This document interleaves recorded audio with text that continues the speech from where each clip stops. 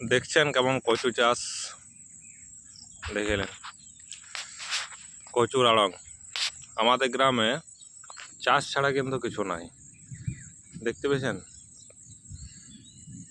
চাষেই উপরেই কিন্তু আমাদের গ্রামে ভরসা, আর আদার্স কিচ্ছু ইনকাম আমাদের নাই। তাই কতটা কচু চাষ, মানে বাড়িকে বাড়ি একদম কচু চাষ হয়।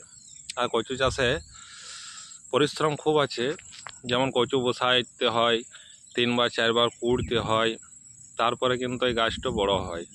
এই গাছটা বড় হওয়ার পরে এই যে আড়ংটা আছে গোটায় আপনার কচু, তো এই কচু যখন উঠবে মার্কেটে লাখ 2-3 টাকা হবে। আর আমাদের গ্রামে চাষ ছাড়া আদার্স কিন্তু কিছু নাই। কচু গাছগুলো দেখতে পেয়েছেন, দেখতে খুব সুন্দর, তাই না? এর ভিতরে কিন্তু কচু গাছ দেখতে বড় সুন্দর, কিন্তু ভিতরে কি আছে বলুন তো? গুলগলনিতে ভরা আছে। সেরকম কিছু মানুষও আছে দেখবেন, উপরে বড় চকচক দেখাচ্ছে, কিন্তু ভিতর ওর একদম গোলগলনি আছে, তাই না?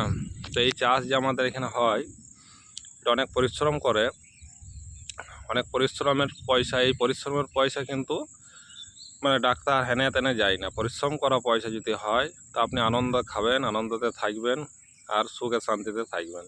2 নম্বরের পয়সা আমাদের গ্রামে মানুষের কাছে খুব কমেই আসে।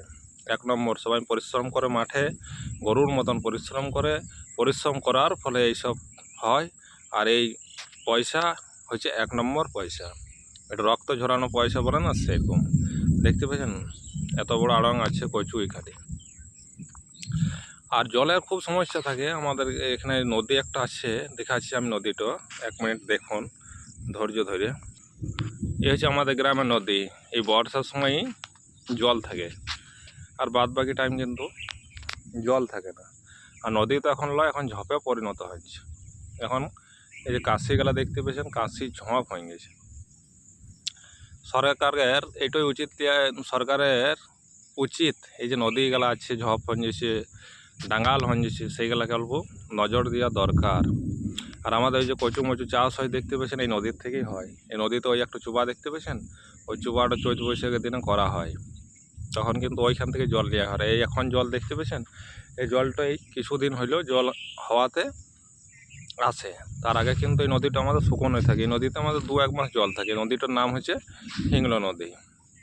এটা আমাদের গড়সমলা মায়ের কাছেই আছে।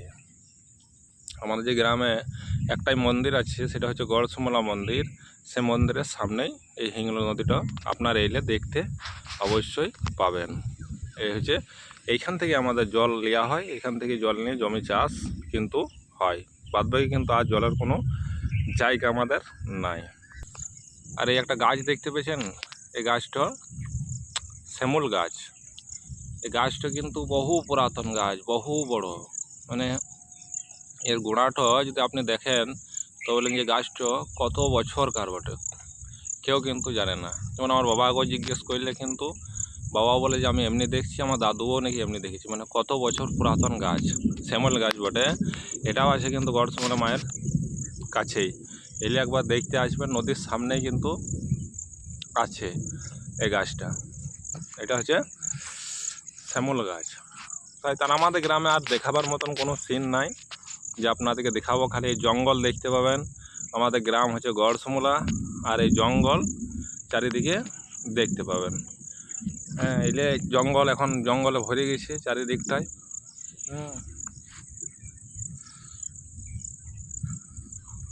তো ঠিক আছে, এই ভিডিওটা আমার এই পর্যন্তই থাকলো। পরে এখন মন্ত্রতন্ত্র ভিডিও বানাচ্ছি না, এই কারণে মন্ত্রের ভিডিও আজকালকার মানুষ এখন দেখছে না, এখন এই সকল বেশি দেখছি।